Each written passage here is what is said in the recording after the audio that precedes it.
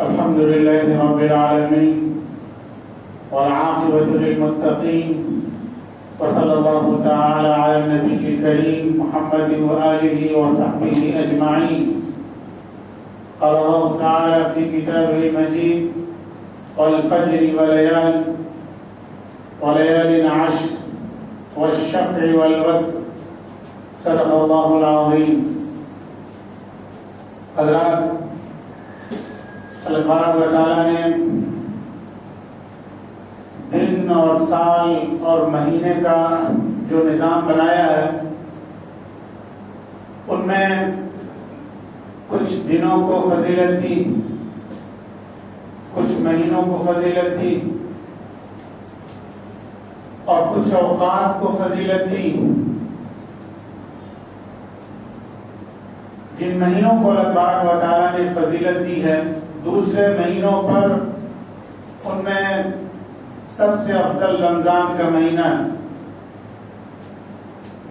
اور رمضان کے بعد جو مہینے افضل ہیں وہ حج کے مہینے ہیں. اور حج کے مہینوں میں خاص طور سے ذی الحجہ کے 10 ابتدائی دن، شروع کے دن جو ہوتے ہیں، وہ اللہ تبارک و تعالیٰ کے نزدیک بہت ہی فضیلت کے دن ہیں، بڑی اہمیت والے دن ہیں. اللہ تبارک و تعالیٰ نے ذی الحجہ کے 10 دنوں کو دوسرے دنوں پر خصوصی طور پر فضیلت دی ہے، فوقیت دی. اور ان دنوں کی قسم بھی اللہ تبارک و تعالیٰ نے قرآن کریم میں کھائی. اللہ تبارک و تعالیٰ فرماتا ہے: والفجر ولیال عشر، قسم ہے صبح کی اور قسم ہے 10 دنوں کی، 10 راتوں کی. علماء نے لکھا ہے کہ ان 10 دنوں سے مراد ذی الحجہ کے پہلے 10 دن ہیں.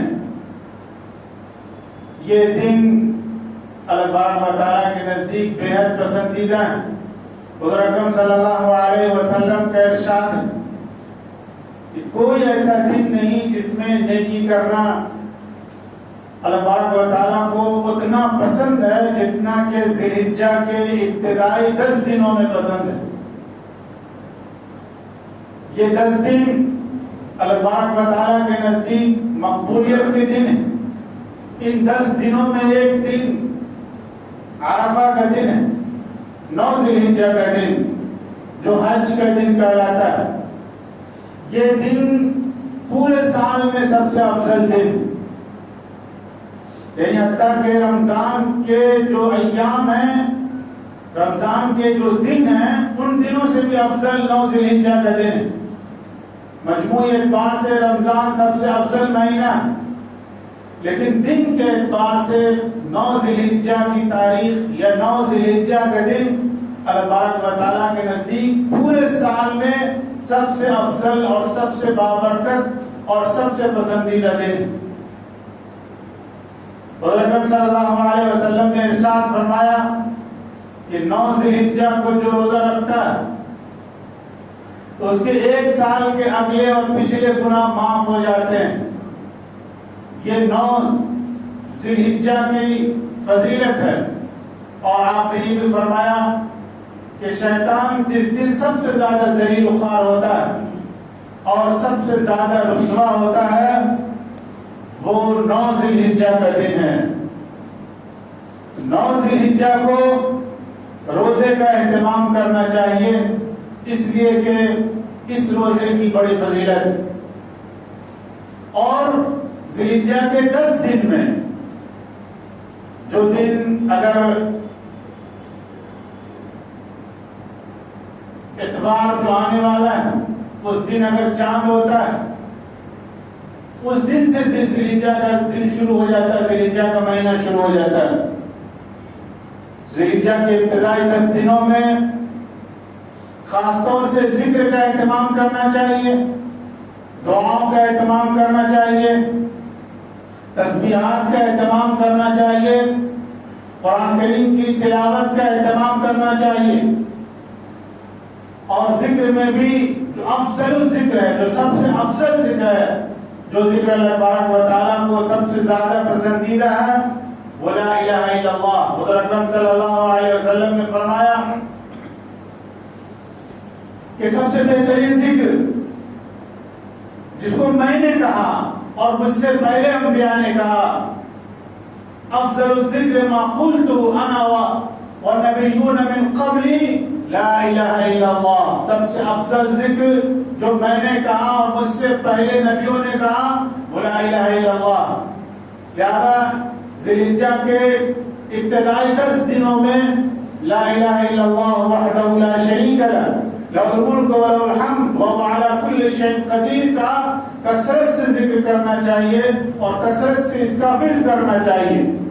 اور اکرم صلی اللہ علیہ وسلم نے فرمایا کہ جو 100 مرتبہ اس کو پڑھتا ہے لا الہ الا اللہ وحدہ لا شریک لہ لہ الملک وله الحمد وهو على كل شيء قدیر، تو اللہ تبارک و تعالی اس کے لیے 100 نیکیاں لکھتا ہے اور 100 خطائیں اس کی معاف کرتا ہے، 100 گناہ اس کے معاف کیے جاتے ہیں اور اس کو شیطان سے حفاظت دی جاتی ہے۔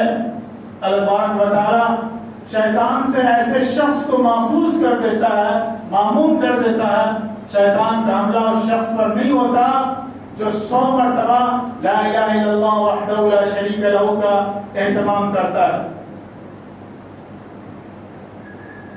اور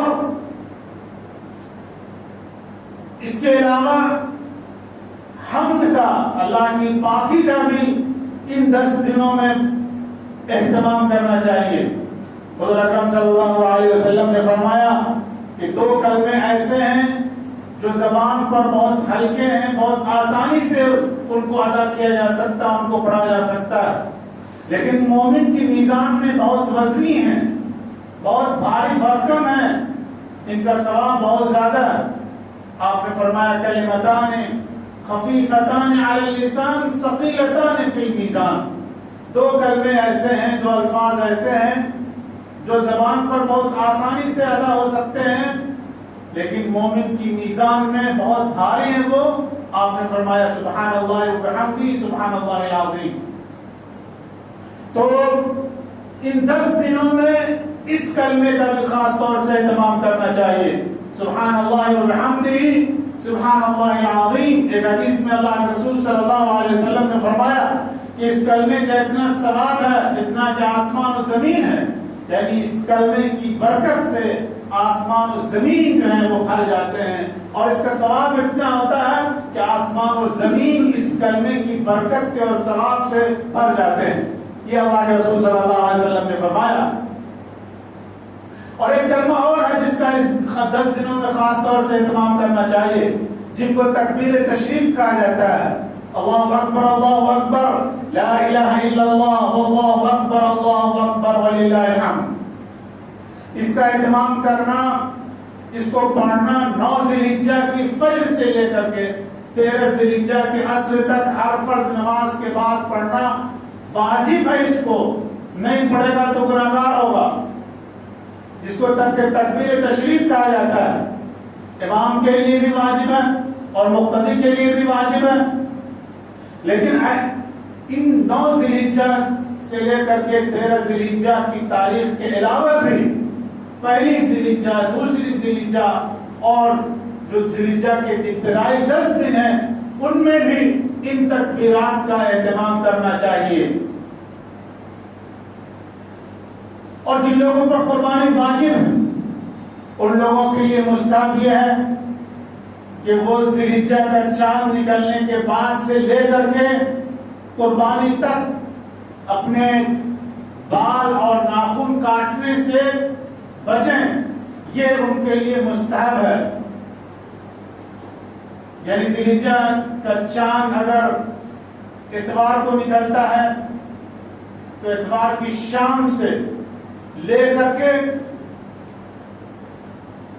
ذی الحجہ کی 10ویں تاریخ تک جب تک قربانی نہیں ہو جاتی، اس 10 دن کے دوران ناخن کاٹنا، بال کاٹنا یہ بہتر نہیں ہے۔ بہتر یہ ہے کہ اگر آپ کو ناخن کٹوانا ہے، بال کٹوانے ہیں، قربانی بھی کرنے کا ارادہ ہے تو چاند نکلنے سے پہلے آپ ناخن کٹوا لیں، بال کٹوا لیں اگر آپ کو بال کٹوانے کی ضرورت ہو تو.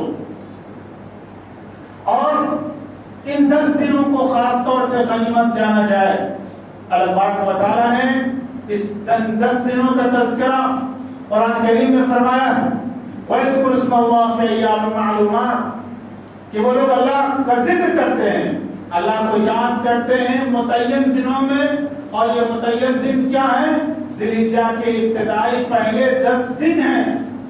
دوسری جگہ اللہ تبارک و تعالیٰ نے فرمایا وَاذْكُرُوا اللَّهَ فِي أَيَّامٍ مَّعْدُودَاتٍ کہ اللہ تبارک و تعالیٰ کو تم یاد کرو، اللہ کا ذکر کرو لمیٹڈ دنوں میں. جو 10 دن ذی الحجہ کے ہیں یہ لمیٹڈ دن ہیں، بہت ہی قیمتی دن ہیں، بہت ہی مبارک دن ہیں، بڑی فضیلت کے دن ہیں، بڑی اہمیت کے دن ہیں.